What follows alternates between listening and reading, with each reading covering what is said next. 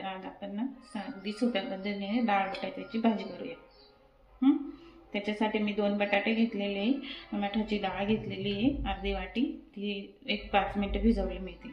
त्याच्यासाठी साहित्य घेतलेलं आहे मी कोथिंबीर, लसूण, अद्रक, हिंग, मोहरी, जिरं आणि लाल मसाला। लाल मसाल्याचीच करायची मला आज, अगदी सोप्या पद्धतीची।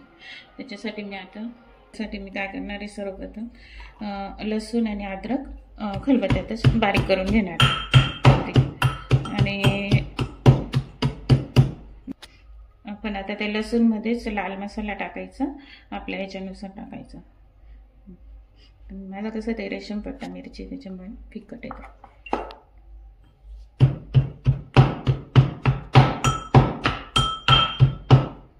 मी आता आपलं 2 पळी तेल टाकेन, मोहरी टाकते, मोहरी अगदी कडकडू द्यायची, ती छानशी असेल। नंतर जिरं टाकते, हिंग टाकायचं, थोडं चटणी हिंग टाकायचं। नंतर आता आपण याच्यात काय लसूण, लाल मिरची आणि अद्रक ठेचून घेतलेलं खलबत्त्यातच ठेचायचं, गरम चौकून खूप असते। बटाटे टाकते,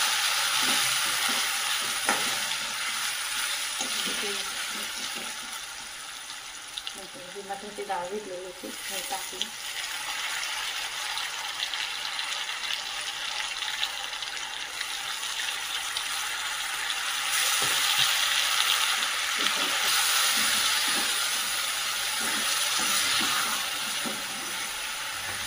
ज्यावेळेस तडका देतो फोडणी देतो त्यावेळेस त्याचा वास इतकी गंमत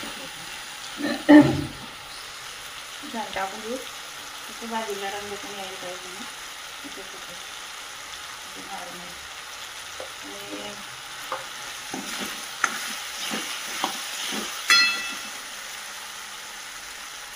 त्याच्यात चवीनुसार नमक टाकायचं। आणि माझं कसं नमक मी आधीच टाकते, म्हणजे चव छान येते त्यामुळे।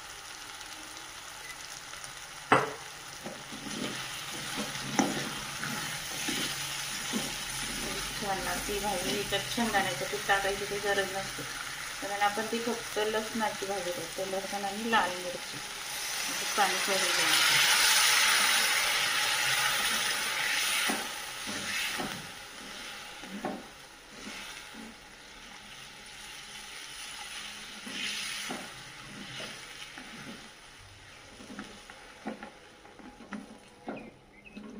छान भाजी। आता मी वरून अशी कोथिंबीर टाकते, परत नंतर मी पूर्ण भाजी शिजल्यानंतर हे वरून टाकायची, आता मी टाकून द्यायची।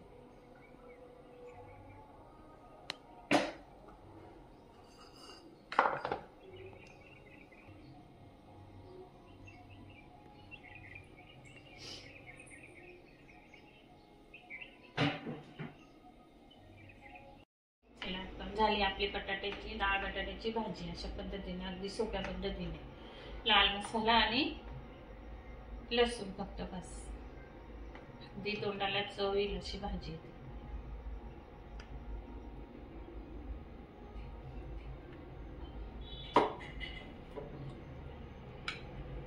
त्याच्यात शेंगदाण्याचं वगैरे काहीच कूट वापरलेलं नाही।